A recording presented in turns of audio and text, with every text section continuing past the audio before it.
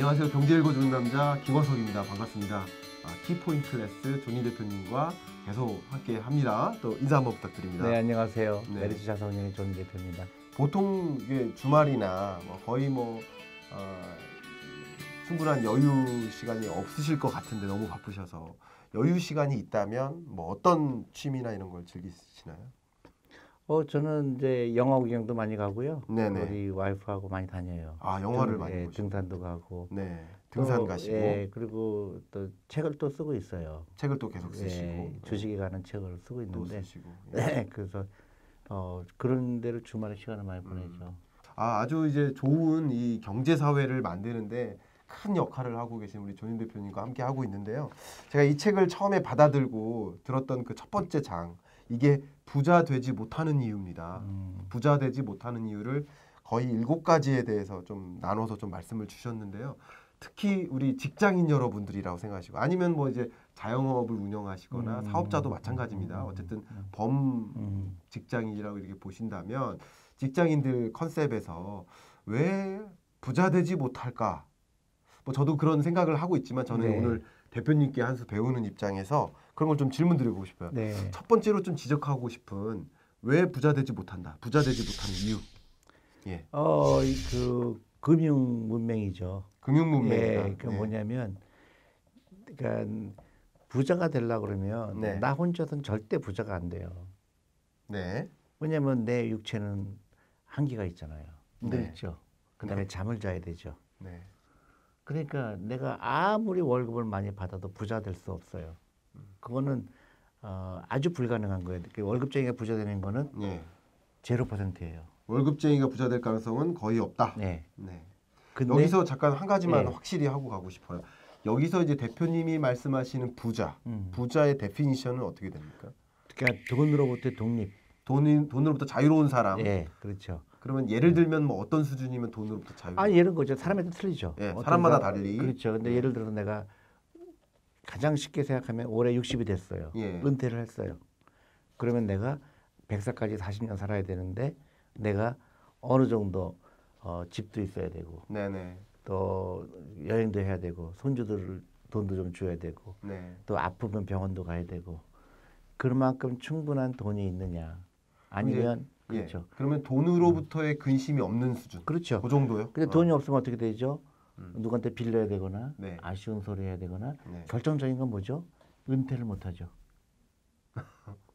우리나라가 제가 지난 편에도 말씀드렸지만 노인 빈곤율이 가장 높은데 OECD 회원국 중에 가장 높은데 가장 높은 게 두 번째 국가 2위 국가하고 조금 차이로 가장 높은 게 아니라 그냥 극명한 차이로 높아요. 근데 되게 재밌는 게 제가 OECD 데이터를 봤는데 그럼에도 불구하고 노인 고용률이 가장 높죠.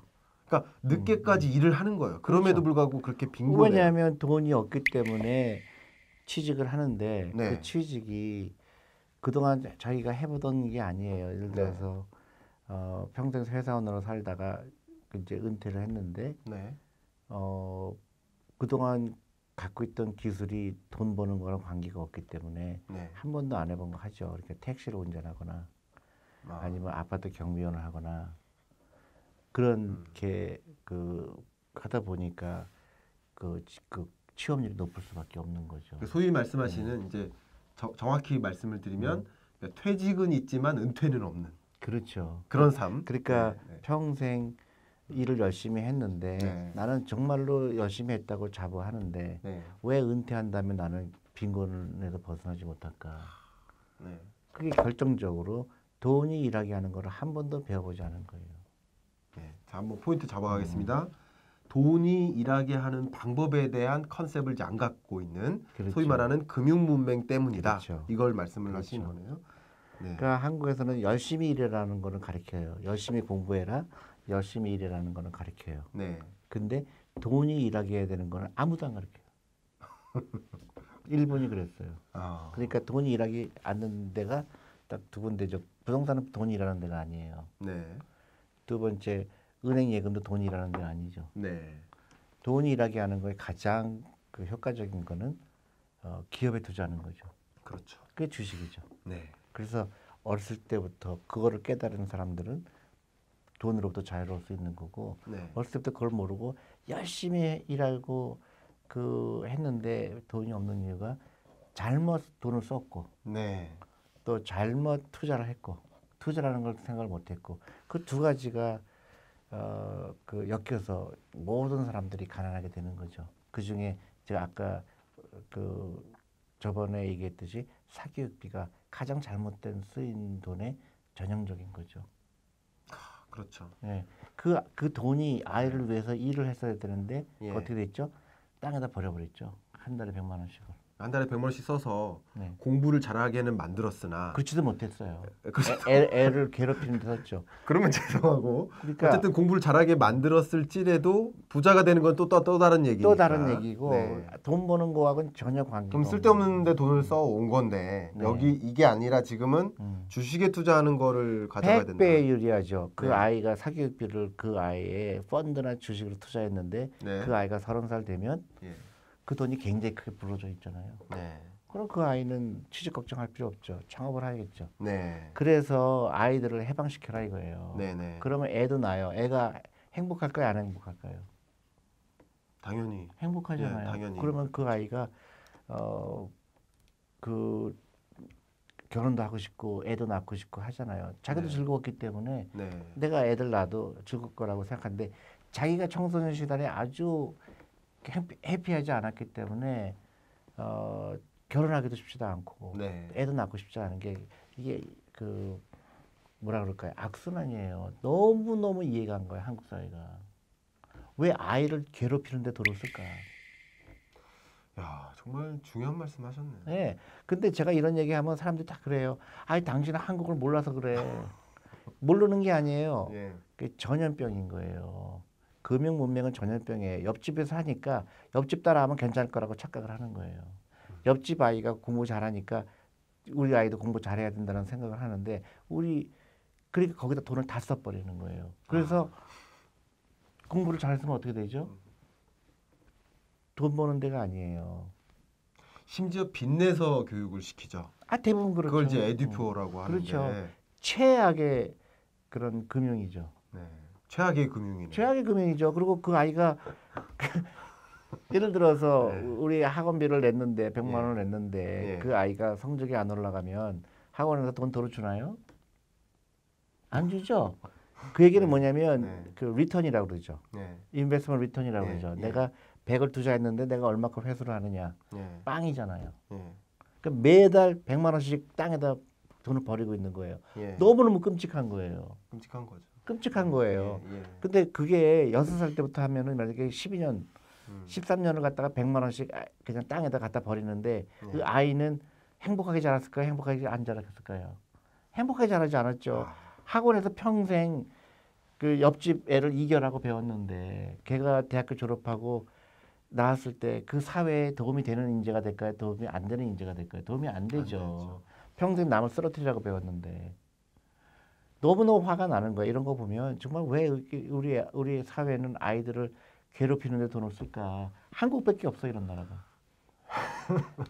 그래서 이거를 캠페인을 하는 거예요. 그 네. 돈으로 아이한테 투자를 해주고 아이를 해방시켜라. 공부 못해도 괜찮고 공부 잘해도 괜찮고 걔 라이프는 훨씬 더 좋은 라이프를 즐길 권리도 있고 네. 그리고 이제 뭐냐면 또 식구들끼리 저녁을 같이 먹어야 돼요. 그렇죠. 유태인처럼 해야 돼요. 네. 그래서 아이들한테 오늘 선생님한테 뭘 질문했니? 네네. 너는 어떤 게 즐겁니? 너 네. 축구는 어떻게 됐니? 농구는 어떻게 됐니? 네. 시합은 누가 어떻게 이겼니? 이런 거를 우리 한국 아이들은 잘하지 보고 잘하지가 않아요. 네네. 그러니까 비정상이 돼서 대학교를 졸업하는 거예요. 근데 다른 나라랑 비교했을 때 미국이나 뭐 이스라엘이나 너무 뒤쳐져 있는 거예요. 평생 그런 걸 배워보지 않은 아이가 국영수는 잘했는데 네. 질문 한번 할 수 없는 민재가 되고 시험만 채우려고 그러고 예. 뭐 잘못되면은 또 학원 가서 또 뭐 배우려고 그러고 또 잘못되면 항상 나는 내 스펙을 쌓으려고 그래요. 제가 진행상 또 다른 컨셉의 이야기를 좀 끌어오고 싶어서 또 질문을 드리면 지금 이 책에서도 굉장히 강조했던 부자 되지 못하는 이유로서 한 가지가 우리나라 사람 참 부동산에 대한 집착이 심하다라는 것을 이제 강조하시는 것 같아요. 그러면 어떤 면에서 그걸 이제 설명하시려는 건지 말씀 주고 그러니까 이 사람들은 제가 네. 너무 신기한 게 네. 한국에서 주식에 투자해야 된다고 얘기하면 대부분이 주식은 안 돼. 부동산은 괜찮아. 네네. 그래서 연예인들이 성공한 연예인이 성공한다는 하나의 뭐랄까요 네. 증표가요. 그 부동산을 그 상가를 하나 샀다. 네. 네. 그게 이제 심심치 않게 나오는 거 보고 그렇죠. 정말 잘못된 그 금융 지식이구나. 한국이 일본하고 똑같구나. 일본도 부동산만 샀어요. 네. 부동산은 보이잖아요. 네. 네. 주식은 네. 안 보이잖아요. 네. 근데 20년, 30년으로 보면 주식이 훨씬 더 많이 올랐다는 사실을 몰라요. 그게 자본주의의 기본이거든요. 네. 근데 주식을 왜 실패했느냐? 샀다 팔았다 했기 때문에 네. 실패한 거지.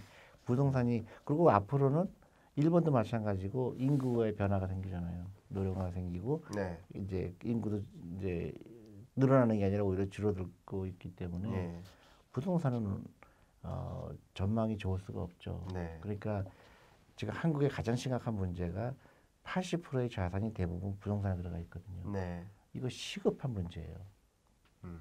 그리고 이 돈이 이제 주식 비중이 올라가야 그 많은 사람들이 그 회사의 가치가 올라감으로 인해서 네. 내가 그 부를 그 공유하게 되는 거거든요. 네. 네. 그래서 그 주식 투자하는 거를 당연시 여겨야 되고 투자하고 그 회사의 시가총액이 늘어날 때 내가 노후 준비에 도움이 되는 거죠. 근데 미국엔 그래서 그런 거를 제도적으로 만든 거예요. 네. 그래서 한국도 그 제도가 있는데 네. 사람들이 잘 쓰지 못하는 거죠. 근데 지금 말씀 들으면서 저도 많이 느끼는 게 우리나라가 상대적으로 다른 나라에 비하면 금융자산에 대한 비중이 낮아요. 낮죠. 그러니까 부동산 자산에 대한 의존도가 높기 때문에 그래서 그런 것 같은데 결국은 이제 그 부동산이 아닌 뭐 주식이라든가 펀드라든가 아니 근데 네. 지금 한국에 가장 네. 지금 말이 안 되는 게 하나가 있죠. 말이 안 되는 거요? 퇴직연금이 지금 예. 주식 비중이 세계에서 꼴찌예요. 퇴직연금에 있어서 그러니까 주식 비중이 낮다. 네. 모든 직원들이 네. 그 퇴직연금이 있잖아요. 네네. 근데 그 퇴직연금이 대부분 원금 보장연에 있어요. 네.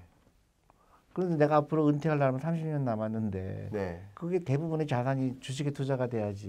네네. 그 자는 데에 있는 거예요. 그리고 30년 있다가 원금 받아서 무슨 의미가 있죠? 그런 시스템이 이게 그 생각을 잘못하고 있는 거예요. 네네. 내가 만약에 예. 20대 중반이다, 예. 20대 후반이다. 그럼 예. 내가 지금 직장인이다. 예. 그럼 월급에 내 퇴직연금은 무조건 주식에 들어가야 되죠. 네. 30년 동안 투자할 건데. 그렇겠네요. 근데 그게 안 돼 있고 제도가 잘못돼 있고요. 이거 시급하게 바꿔야 되는 거죠. 우리 직장인 여러분들 정말 중요한 그 컨셉을 이제 갖게 되시는 것 같네요. 그렇죠. 그러니까 네, 이제 생각하지 못했던 부분이요. 그렇죠. 저도. DB형이라는 게 있고 DC형이라고 예, 있는데 예. DB형이 뭔지 DC형이 예. 뭔지 나는 DC형에 있는지 나는 DB형에 있는지 예. 그런 거를 제가 젊은 직장인들한테 얘기하면 그런 게 있어요? 있음에도 불구하고 몰라요. 회사에서 이거 하라고 그러면 하는 거예요. 그리고 이제 회사에 네. 제가 이제 그 네. 인사과에다가 얘기하죠. 예. DC형을 갖고 있으니까 DB형을 갖고 있으니까 대부분 DB형이에요. 네네. 그 귀찮아서 DB형을 그냥 하면 되는데 뭐 예. 이렇게 무책임하게 얘기하는 경우가 너무 많아요. 너무 많죠. 그래서 직원들도 그런 걸 얘기해서 야 내가 만약에 앞으로 30년 있을 건데 DC형이 유리한지 DB형이 유리한지 DC형으로 간다 그러면 어떻게 해야 되는 거지 어떤 상품에 가입해야 되는지 그런 거에 대한 논의가 전혀 안 돼 있어요. 너무 놀랍게도. 그래서 미국에서는 직장에 들어가면 제일 먼저 물어봐요. 너 네. 어떤 펀드에 들어갈 거니? 네네. 너 퇴직연금에. 맞아요. 근데 한국은 그 이제 그 인사과에서 이거를 가는데 귀찮은 거예요. 예, 예. 그리고 또 직원들도 관심이 없고. 관심이 없고요. 그러다 보니까 이게 이제 너무 발달하지 못하는 거죠. 이게 너무너무 중요한 거예요. 일단은 관심이 없는 거부터 문제 제기를 해야 될 것 같습니다. 그래서 퇴직연금의 주식 비중이 올라가야 되고요. 예. 그러니까 미국 같은 경우는 40~50%가 주식에 들어가 있는데 네. 한국은 한 2%도 안 돼요.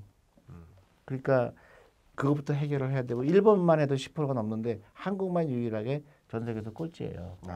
네. 그리고 다시 퇴직연금, 그다음 연금저축펀드라는 좋은 제도가 있으니까 네.